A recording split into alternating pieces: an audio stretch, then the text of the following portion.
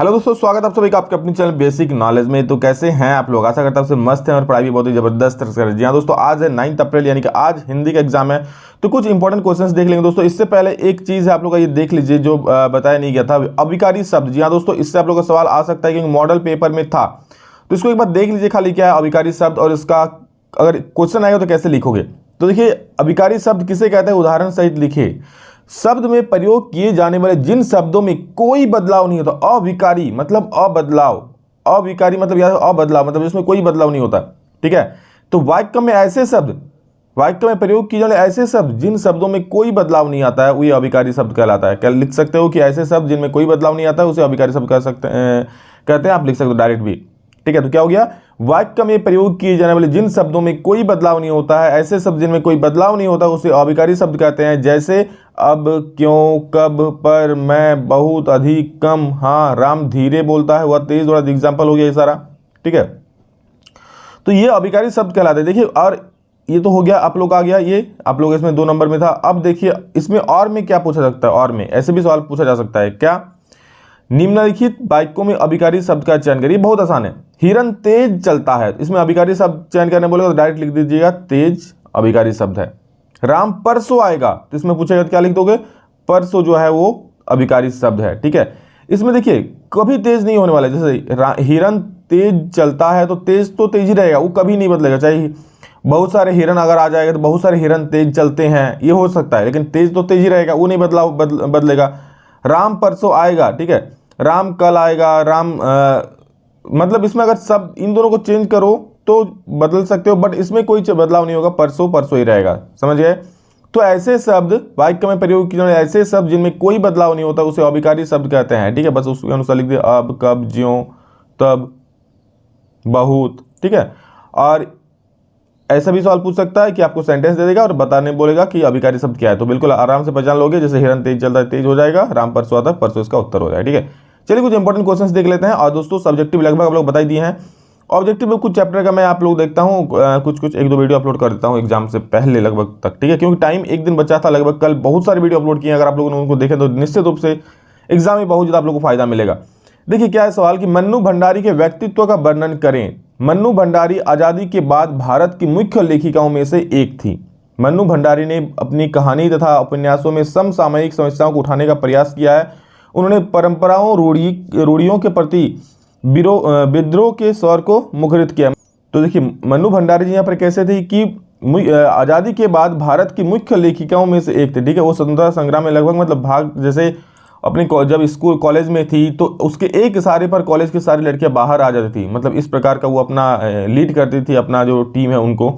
मन्नू भंडारी ने अपनी कहानी तथा उपन्यासों में समसामयिक समस्या को उठाने का प्रयास किया। उन्होंने परंपराओं, रूढ़ियों के प्रति विद्रोह के स्वर को मुखरित किया है। उन्होंने अपनी रचनाओं में व्यंग्य, संवेदना तथा आक्रोश का सहारा लेकर समाज की विभिन्न समस्याओं को उजागर किया है। ठीक है, अपनी जो रचनाएं लिखी है दोस्तों उसमें हंसी का भी सहारा लिया है, दर्द का भी सहारा लिया है और गुस्से का भी सहारा लिया है। देख सकते हो, व्यंग्य, संवेदना और आक्रोश। उन्होंने रचनाओं में बैंक का सहारा लिया है, संवेदना का सहारा लिया, आक्रोश का सहारा लिया और समाज में व्याप्त जो समस्या है, ठीक है, जो भी समस्या है समाज में उसको यहाँ पर इंगित किया था, उजागर किया था। इनकी कहानियों में कहीं पारिवारिक जीवन, कहीं नारी जीवन और कहीं समाज के विभिन्न वर्गों के जीवन की विसंगतियां विशेष आत्मीय अंदाज में अभिव्यक्ति हुई। और वो किस किस चीज़ को लेकर रचनाएं लिखे थे, पारिवारिक जीवन को लेकर लिखे थे, कहीं कहीं पर नारी जीवन को लेकर लिखे, ठीक है, कहीं सामाजिक जीवन को लेकर के समाज में कैसे कैसे लोग हैं, कैसे कैसे नहीं। तो ये है दोस्तों मन्नू भंडारी जीवन का व्यक्तित्व। ठीक है, वो मतलब कह सकते हैं स्वतंत्रता संग्राम के सेनानी जैसे थी और मतलब वो घर में बैठकर काम करने वाली औरत की तरह नहीं थी कि हाँ हम घर में बैठकर काम करेंगे, बल्कि वो अपना कुछ अलग करना चाहते थे, लाइफ में कुछ बड़ा करना चाहते थे। ठीक है, और इसलिए दोस्तों मन्नू भंडारी जी का और उनके पिता के व्यक्तित्व के बीच का यहाँ पर मतलब हाँ दोनों के बीच में वैचारिक टकराहट थे। इस पर मैंने पहले वीडियो अपलोड कर दिया था कि क्या क्या वैचारिक टकराहट थे, ये भी सवाल में आ सकता है। ठीक है, तो ये दोस्तों उनका व्यक्तित्व मेन क्या था, वो आज़ादी के बाद की सबसे एक प्रमुख लेखिका थी। ठीक है, उन्होंने कहानी में जो उपन्यास में समसामयिक जो समस्या है, ठीक है, आसपास हमारे समाज में जो समस्या है उसको उठाने का प्रयास किया था। और उन्होंने अपनी रचनाओं में व्यंग्य का सहारा लिया, संवेदना मतलब हंसी, दर्द, गुस्सा सबका सहारा लिया है और समाज में उपस्थित समस्या जो है उसको दिखाने का प्रयास किया है। कभी नारी जीवन को दर्शाया उन्होंने, तो कभी उन्होंने पारिवारिक जीवन को दर्शाया। तो इस प्रकार वो एक लेखिका थी। समझ गए? अगला देखिए, मन्नू भंडारी के पिताजी रसोई को भटियार खाना क्यों कहते थे। तो देखिए लेखिका के पिता ने रसोई को भटियार खाना इसलिए कहा क्योंकि उनका मानना था कि भटियार खाना यानी रसोई घर में जहां हमेशा भट्टी तपती रहती है वहां पर मनुष्य की प्रतिभा का विकास ना होकर केवल दमन ही होता है। मतलब लेखिका के पिता का ये मानना था कि जहां रसोई घर में जहां चूल्हा जलता है तो वहां पर कोई प्रतिभा फल फूल नहीं सकता है, वहां दमन ही होता है, उस आग में जल ही जाता है।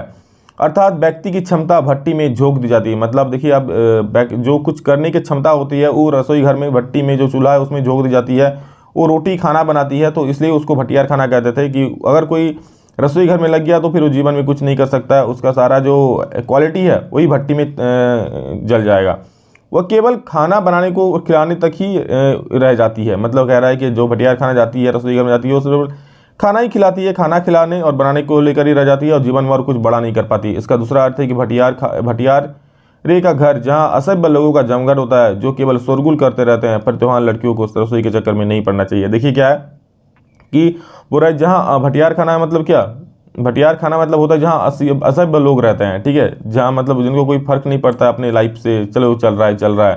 तो वही कह रहा है कि दूसरा अर्थ भटियार खाने घर का जहाँ असभ्य लोग रहते हैं, एकदम भीड़ भाड़ रहता है, उनको अपने जीवन से कोई मतलब नहीं रहता है कि हाँ ये बड़ा अचीव करेंगे। तो यही कहता है कि जो लड़की सच में प्रतिभावान होती है, अपने जीवन में कुछ करना चाहते हैं, उन्हें रसोई के चक्कर में नहीं पड़ना चाहिए। यही चीज़ यहाँ पर उनके अनुसार, मन्नू भंडार जी के पिता के अनुसार था, ठीक है। और इसलिए दोस्तों उन्होंने रसोई को भटियार खाना कहते थे। समझ गए क्यों कहते थे? क्योंकि उनका मानना था कि भटियार खाना रसोई घर में जो जाते तो उनका जो मतलब जो लड़कियों में क्षमता थी जो कुछ करने का, वो भटियार खाना में तप कर रह जाती, वहीं जल जाती, आग में दमन हो जाती उसका, और उसका प्रतिभा का कुछ जो खास यूज़ है वो नहीं कर पाती और उसके सारी प्रतिभा वहीं आग में झोंक दी जाती। तो इसलिए दोस्तों वो भटियार खाना कहते थे रसोई घर को। समझ गए? देखिए क्या दोस्तों, बिस्मिल्लाह खां को शहनाई की मंगल ध्वनि का नायक कहा जाता है, क्यों? लिखिए, बिस्मिल्लाह खां को शहनाई की मंगल ध्वनि का नायक इसलिए कहा गया क्योंकि शहनाई की ध्वनि मंगलदायी मानी जाती है। शहनाई की ध्वनि ठीक है बहुत ही मंगलमय मानी जाती है, ठीक है, शुभ मानी जाती है। इसका वादन मांगलिक अवसरों पर किया जाता है। बिस्मिल्लाह खां 80 बरस से भी अधिक समय तक शहनाई बजाते रहे। उनकी गणना भारत के सर्वश्रेष्ठ शहनाई वादक के रूप में की जाती है, ठीक है। मतलब 80 बरस की उम्र तक, समझ रहे हो, शहनाई बजाते रहे और उनके मतलब उनका जो नाम है भारत के सर्वश्रेष्ठ शहनाई वादकों में की जाती है। उन्होंने शहनाई को भारत में ही नहीं विश्व में लोकप्रिय बनाया। और दोस्तों होता नहीं क्योंकि उसे भारत में बजाया, तो सिर्फ भारत में नहीं, उन्होंने विश्व स्तर पर शहनाई को फेमस बनाया। उनकी पांचों वक्त की नमाज में खुदा से केवल एक ही चीज़ मांगा करते थे, क्या? कि सच्चा सुर, कि हे खुदा मुझे सच्चा सुर दे देना ताकि मैं शहनाई को अच्छे से बजा सकूं। शहनाई और सच्चे सुर के प्रति उनकी इतनी गहरी श्रद्धा के कारण ही वे अमिट पहचान बना पाए, ठीक है। और मंगल ध्वनि का नायक इसीलिए कहा था कि उनको शहनाई से सच में इतना प्रेम था, अपने सुर से, अपने शहनाई वादक बजाने को लेकर, ठीक है। और शहनाई को उनका मंगलिक कार्यक्रमों पर बजाया जाता है, जैसे शादी में इस टाइप में बजाया जाता है शहनाई, आप लोग सुने होंगे, ठीक है। आप लोग का अपनी कभी शहनाई जरूर बजेगा। चलिए तो ये दोस्तों नेक्स्ट क्वेश्चन देखिए, अभिकारी शब्द किसे कहते हैं बता दिए।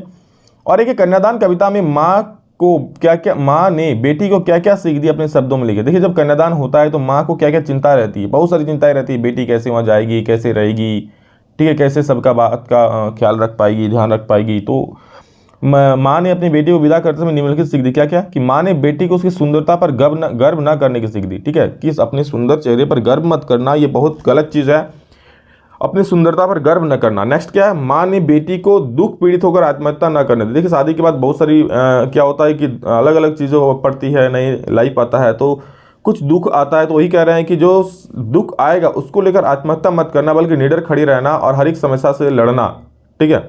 दुख के सामने घुटने मत टेक देना और आत्महत्या न करना। नेक्स्ट देखिए क्या है, क्योंकि देखिए अक्सर ये सुनने को मिलता है कि कुछ लड़कियां जो होती है शादी के बाद इस तरह के फैसले ले लेती है जब उनको परेशानी या यातनाएं मिलती है, तो ये चीज़ का है। आगे देखिए क्या, माँ ने बेटी को धन संपत्ति के आकर्षण से दूर रहने की सलाह दी। और क्या कहा कि धन संपत्ति से दूर रहना, धन संपत्ति का लालच अपने मन में बिल्कुल मत रखना, ठीक है। तो ये था दोस्तों कुछ इंपॉर्टेंट क्वेश्चंस, और सभी को शेयर कर दीजिए। जितने सारे सवाल है मैं आपको यहाँ पर बता चुका हूँ। अब दोस्तों ध्यान से सुनिए, मैं आप लोग का टर्म 2 का, ठीक है, टर्म 2 का तो लगभग आप लोग को मैं बता चुका हूँ सब्जेक्टिव। अब टर्म 1 का दोस्तों मैं आप लोग का जो भी है, जितना भी टाइम बचा हुआ है, मैं चैप्टर वाइज कुछ क्वेश्चंस ला रहा हूँ और समरी ज़्यादा नहीं, 4 चैप्टर तो है ही। नेताजी का चश्मा का पार्ट में समरी बता चुका हूँ, देख लीजिएगा। सूरदास का भी बता चुका हूँ, देख लीजिएगा। और 1-2 चैप्टर बता, उसका भी मैं समरी 8-10 मिनट करके ला दे रहा हूँ। 2-4 वीडियो होगा, आप मतलब आधा घंटे में पूरा सारे चैप्टर्स खत्म कर देंगे। देखिए ऑब्जेक्टिव क्वेश्चन पढ़िए, जरूरी है, बट उसमें ऑब्जेक्टिव क्वेश्चन का जवाब तभी दे पाओगे जब आप उस पार्ट का समरी जानोगे। मैं 2 चैप्टर का समरी अपलोड कर चुका हूँ, और सब्जेक्टिव में तो लगभग बहुत सारे सब्जेक्टिव क्वेश्चन मैं करा चुका हूँ, उसमें कोई टेंशन वाली बात नहीं है। ऑब्जेक्टिव देखता हूँ मैं, कुछ क्वेश्चंस भी लाता हूँ ऑब्जेक्टिव टाइप का, और जितना हो सके आने वाले 2 घंटों में।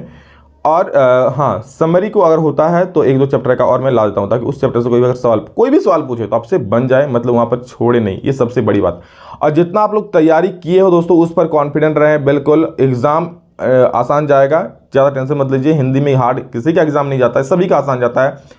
और आज के बाद हर एक एग्जाम भी आसान जाएगा, क्योंकि इसके बाद साइंस का एग्जाम है, साइंस का एग्जाम उठाकर दर्ज करेंगे, उसमें 2-2 दिन टाइम मिल रहा है। मैथ का एग्जाम में 3-3 दिन टाइम मिल रहा है, तो बहुत बढ़िया एग्जाम जाने वाला है सभी आने वाले एग्जाम्स में। तो बस मेहनत कीजिए और हार मत मानिए, ठीक है। एक एग्जाम थोड़ा टफ क्वेश्चंस पूछने से बाकी एग्जाम्स नहीं होता है ऐसा।